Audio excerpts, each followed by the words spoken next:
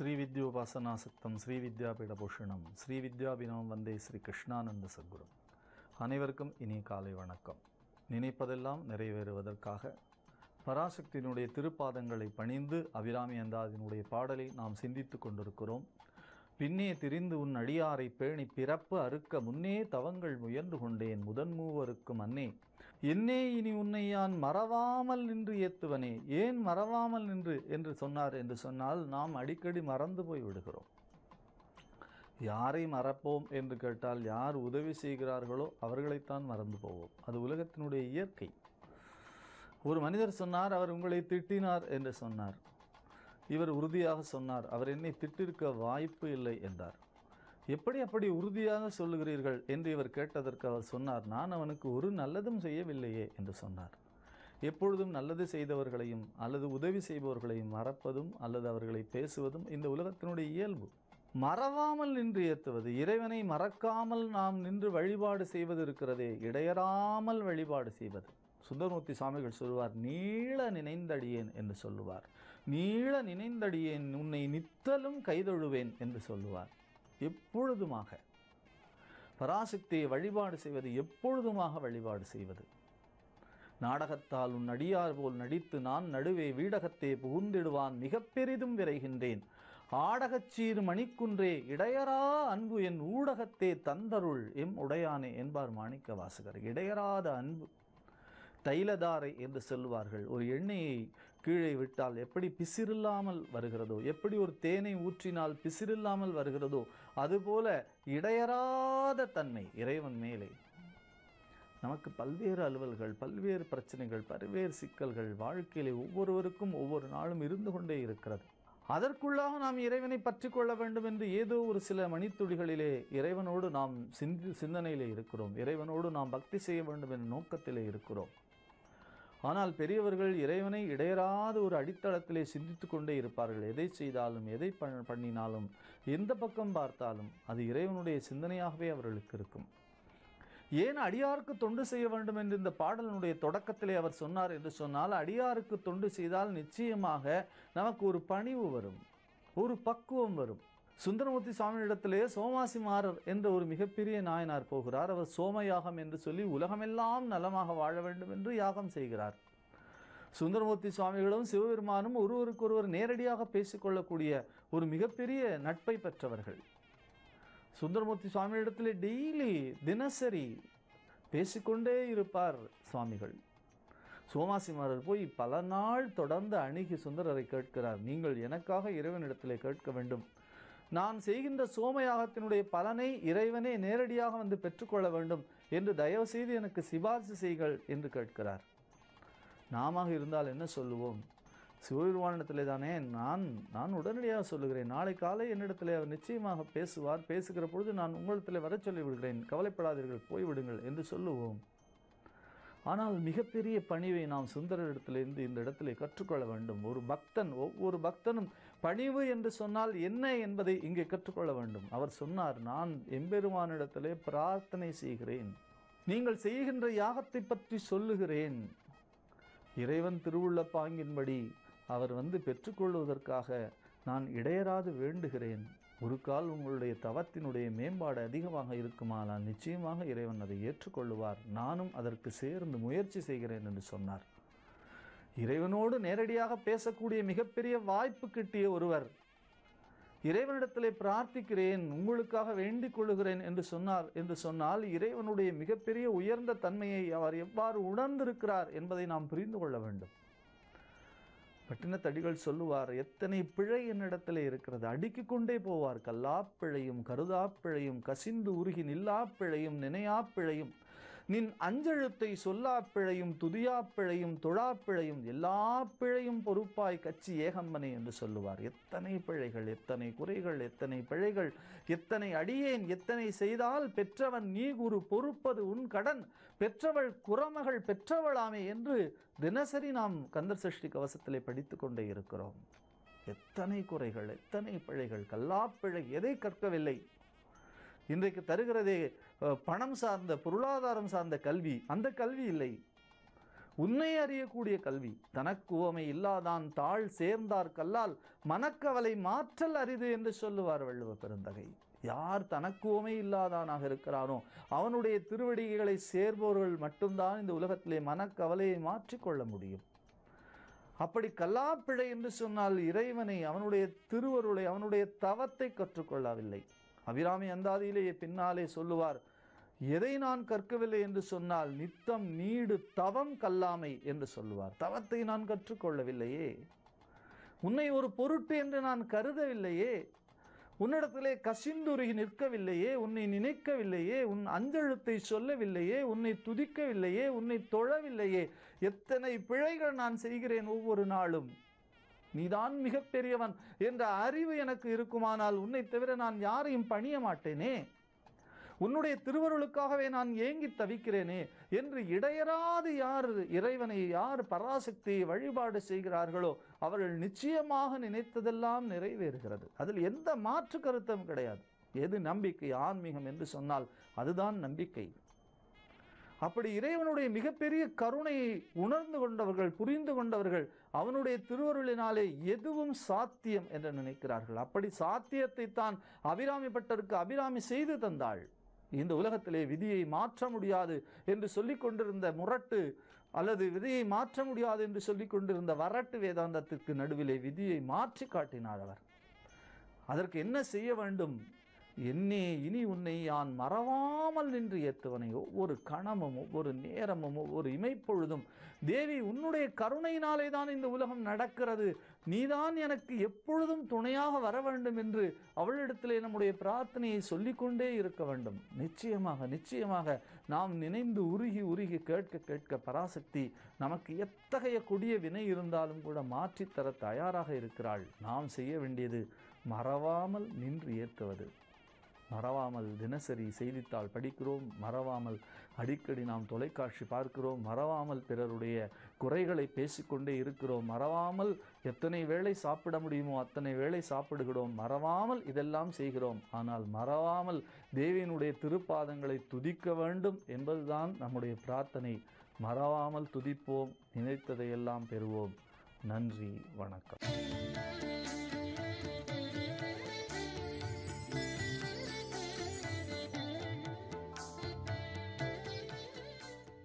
ஸ்ரீ குருபியோ நமக.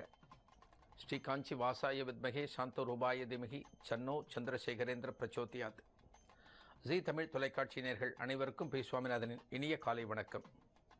தெய்வத்தின் குரல் நிகழ்ச்சியில் மகா சுவாமிகளோட அருள் நிகழ்வுகளை பார்த்துட்டு இருக்கோம். மகா சுவாமிகள் காலத்தில் மகா சுவாமிகள் தெய்வ பக்தி ஒவ்வொருவரோட மனசுலேயும் ஆழமாக குடியிருக்கணும் அப்படிங்கிறதுக்காக பல உபாயங்களை பண்ணியிருக்கார். பலவிதமான வழிமுறைகளை நமக்கு காமிச்சிருக்கார். அந்த பக்தி சிந்தனை அப்படிங்கிறது நம்ம மனசை விட்டு போகக்கூடாது அப்படிங்கிறதுக்காகவும், அந்த நாம ஜபம் பரவும் போது நம்ம மனசில் இறைவனை பற்றிய எண்ணம் தானாக வரும் அப்படின்னு மகா சுவாமிகள் சொல்லியிருக்கார். இதற்காக மகா சுவாமிகள் இந்த நாம ஜபத்தை பல இடங்களில் சொல்லியிருக்கார். அந்த ராமராமா அப்படிங்கிற நாமத்தை நாம் எல்லாரும் உட்கார்ந்து சொல்லும்போது அதற்குரிய பலன் நிச்சயமாக கிடைக்கும் அப்படின்னு சொல்லியிருக்கார். தவிர இந்த நாமாவை அப்பப்போ எல்லாரும் எழுதணும் அப்படின்னு மகா சுவாமிகள் சொன்னார். ஏன் எழுதணும் அப்படின்னா, எழுதும்போது அந்த வார்த்தைகள் நம்மால் உச்சரிக்கப்படும். இப்போ சாதாரணமாக பசங்கள்லாம் பார்ப்போம், ஸ்கூல் படிக்கிற பசங்க ஒரு வாக்கியத்தை எழுதும்போது அந்த வாக்கியத்தை சொல்லிக்கொண்டோ எழுதும்போது சொல்லக்கூடிய ப்ராக்டிஸும் தானாக வரும். அதனால் ராமராமான்னு சொல்லுங்கன்னா சொல்கிறதுக்கு எல்லாரும் யோசிப்பா, எழுதுங்கோ அப்படின்னா எழுதும்போது சொல்லக்கூடிய வாய்ப்பும் கிடைக்கும். அதனால் இந்த ராமநாமத்தை எல்லாரும் எழுதுங்கோ அப்படின்னு மகா சுவாமிகள் பல மேடைகளில் சொல்ல ஆரம்பித்தார். எந்தெந்த முகாமுக்கெல்லாம் போகிறாலோ அங்கெல்லாம் இந்த நாமத்தை பற்றி மகா சுவாமிகள் சொல்ல ஆரம்பித்தார். இதனால் அந்த காலத்தில் மகா சுவாமிகள் பீடாதிபதியாக இருந்த காலத்தில் ராமநாமாவை எழுதி அந்த நோட்டை மடத்தில் கொண்டு வந்து கொடுக்கக்கூடிய ஒரு சம்பிரதாயம் இருந்தது. பல பக்தர்கள், அதாவது குழந்தைகள் ஆரம்பித்து பெரியவர்கள் வரைக்கும் அந்த நோட்டில் ராமராமா அந்த நாமத்தை எழுதி மகா சுவாமிகள் சன்னிதானத்தில் கொண்டு வந்து ரொம்ப ஆசையோடு சேர்ப்பா. ஆஹா, அந்த தெய்வம் சொன்ன நாமத்தை நாம் எழுதியாச்சு, இத்தனை நாமங்கள் எழுதியாச்சு அப்படின்னு சொல்லி அதை கொண்டு வந்து சேர்ப்பா.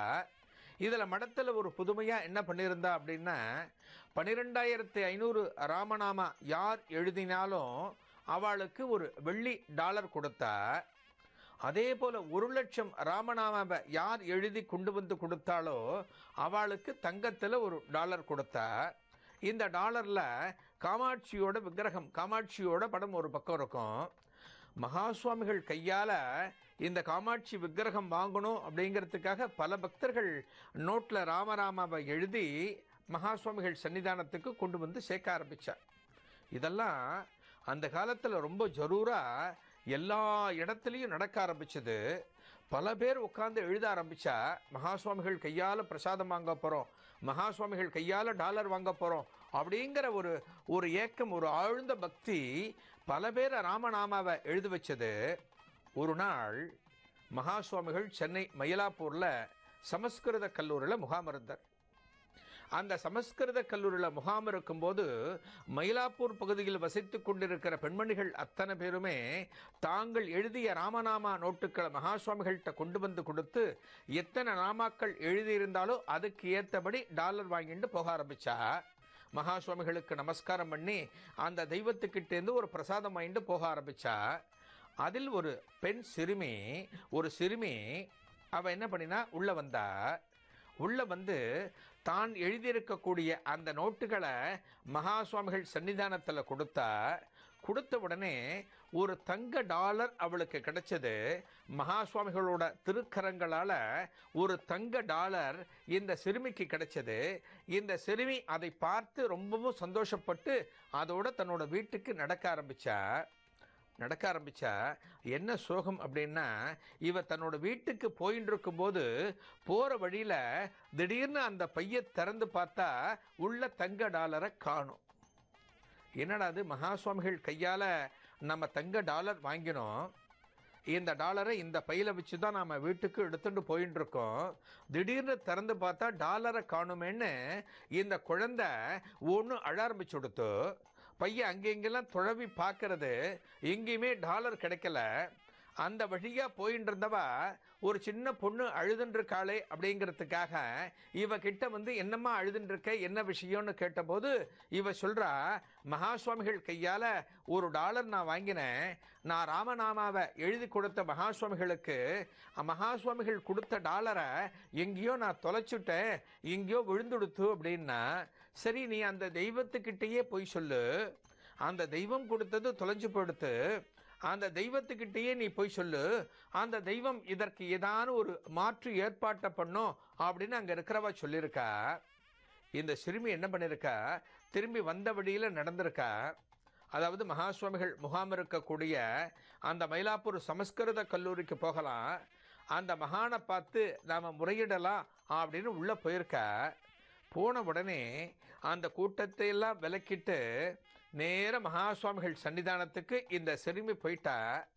போன உடனே மகா சுவாமிகளுக்கு தெரியாதா இந்த சிறுமி எதற்காக வந்திருக்கா அப்படின்னு? மகா சுவாமிகள் இந்த சிறுமியை பார்த்து என்ன அப்படின்னு ஜாடா காமிச்சிருக்கார். உடனே இந்த சிறுமி சொல்கிறா, பெரியவா நீங்கள் கொடுத்த தங்க காசை நான் தொலைச்சுட்டேன் அப்படின்னு சொல்கிறா. என்னது, தங்க காசை தொலைச்சுட்டியா அப்படின்னு பெரியவா கேட்ட உடனே இந்த குழந்தை, இந்த சிறுமி அழுதுண்டே சொல்ல ஆரம்பித்தா, ஆமாம் பெரியவா, இந்த காசு நான் உங்ககிட்ட இப்போ தான் வாங்கிட்டு போனேன், அந்த காசு தொலைஞ்சு போயிடுத்து அப்படின்னு சொல்லியிருக்கா. பெரியவா கேட்குறா, நீ எத்தனை ராமநாமா எழுதி என்கிட்ட கொடுத்த, எவ்வளவு ராமநாமா எழுதியிருந்த அப்படின்னு கேட்ட உடனே இந்த குழந்தை பொய் சொல்ல விரும்பாமல் உண்மையை சொல்லிடுத்து, பெரியவா நான் 25,000 தான் எழுதியிருந்தேன், நான் கொடுத்த நோட்டுகளில் 25,000 நாமா தான் எழுதியிருந்தேன், 25,000 கொடுத்துட்டு உங்கள்கிட்ட நான் தங்க டாலர் வாங்கிட்டு போயிட்டேன். ஆக்சுவலாக தங்க டாலர் அப்படிங்கிறது 1,00,000 எழுதினா கொடுக்கக்கூடியது, ஆனால் நான் ஏன்னு கேட்கல, நான் 25,000 தானே எழுதியிருக்கேன், அதுக்கு தங்க டாலர் கொடுத்துருக்கேன்னு நான் கேட்கல, உங்கள் கையிலேருந்து தங்க டாலர் கிடைச்ச உடனே அது மிகப்பெரிய ஒரு பொக்கிஷமாக நினச்சி, மிகப்பெரிய பிரசாதமாக நினச்சி, இங்கிருந்து நான் போயிட்டேன் பெரியவா, நான் கிளம்பி போயிட்டேன், ஆனால் போன இடத்துல அந்த டாலர் தொலைஞ்சு போச்சு அப்படின்னு அந்த பொண்ணு சொல்கிறா. அதுக்கு பெரியவா சிரிச்சுட்டே சொல்கிறா, நீ பொய் சொன்னியோ இல்லையோ, அதுக்காகத்தான் இந்த டாலர் தொலைஞ்சு போயிடுத்து. நீ 1,00,000 எழுதாமல் 25,000 எழுதிண்டு தங்க டாலர் வாங்கிட்டு போயிருக்கியோ இல்லையோ, அப்போவே நீ சொல்லியிருக்கணும், அதனால தான் இது தொலைஞ்சு போச்சு அப்படின்னு சொன்ன உடனே அந்த சிறுமி திரும்பவும் ஒன்று அழ ஆரம்பிச்சா. ஆஹா, நமக்கு இந்த டாலர் எப்போ கிடைக்கும், இந்த டாலர் மீண்டும் கிடைக்குமா அப்படிங்கிற ஏக்கத்தில் ஒன்று அழ ஆரம்பிச்சா. இதனோட தொடர்ச்சியை ஒரு சிறிய இடைவேளைக்கு பிறகு பார்க்கலாம்.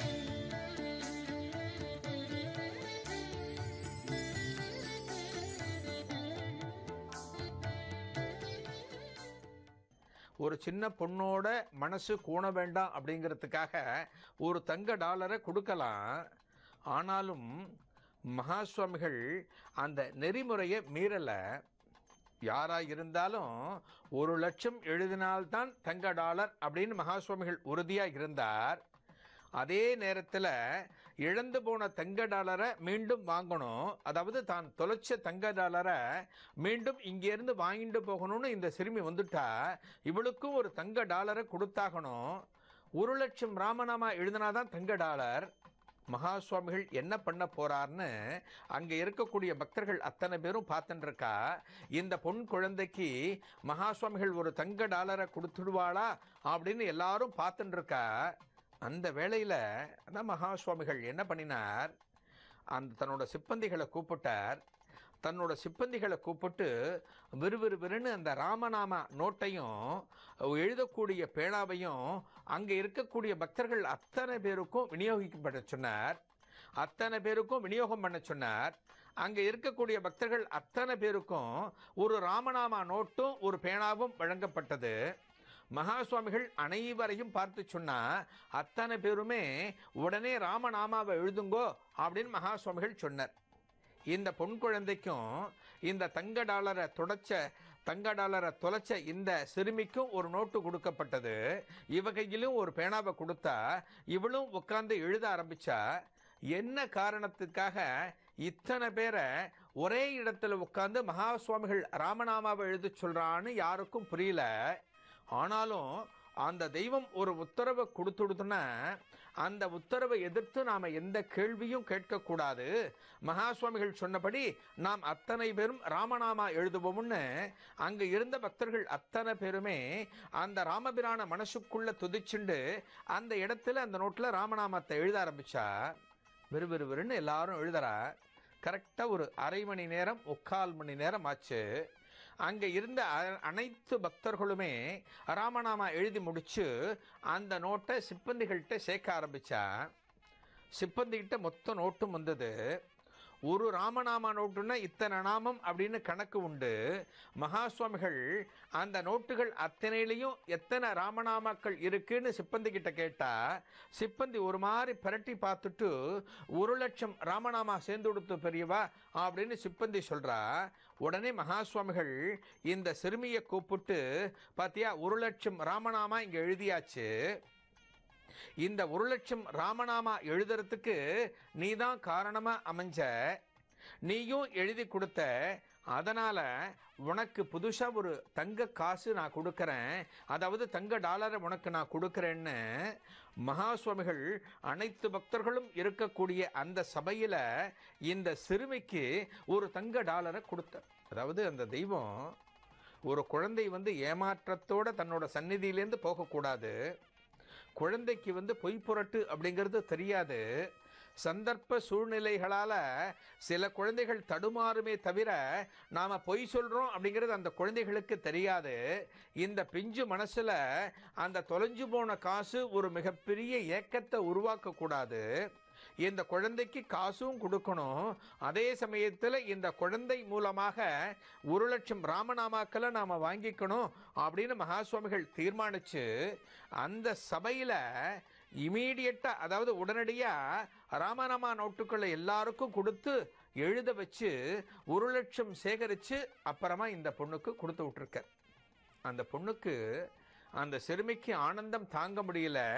தான் இழந்த, தான் தொலைத்த காசு திரும்பவும் தங்கிட்ட வந்த மாதிரி ஒரு சந்தோஷப்பட்டு மகா சுவாமிகளுக்கு நமஸ்காரத்தை பண்ணிட்டு மகா சுவாமிகளுக்கு நன்றி சொல்லிட்டு அங்கே இருந்து புறப்பட்டு போச்சு தன்னோட வீட்டை நோக்கி.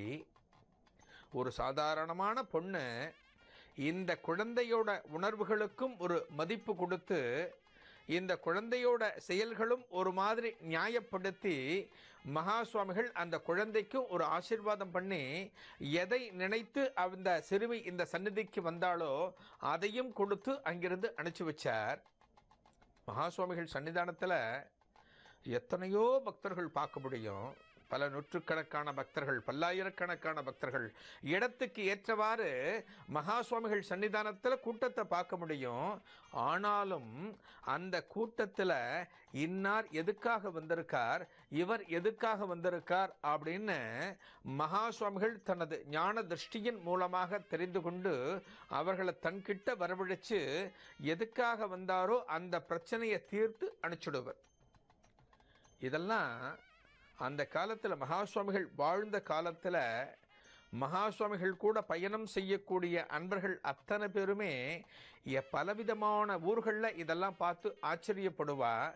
எப்படிலாம் இந்த தெய்வத்தோட சந்நிதியில் திருவிளையாடல்கள் நடக்கிறது, இந்த மகானோட சந்நிதியில் எப்படிலாம் அருள் நிகழ்வுகள் நடக்கிறது அப்படின்னு பார்த்து பார்த்து வியந்து போவா.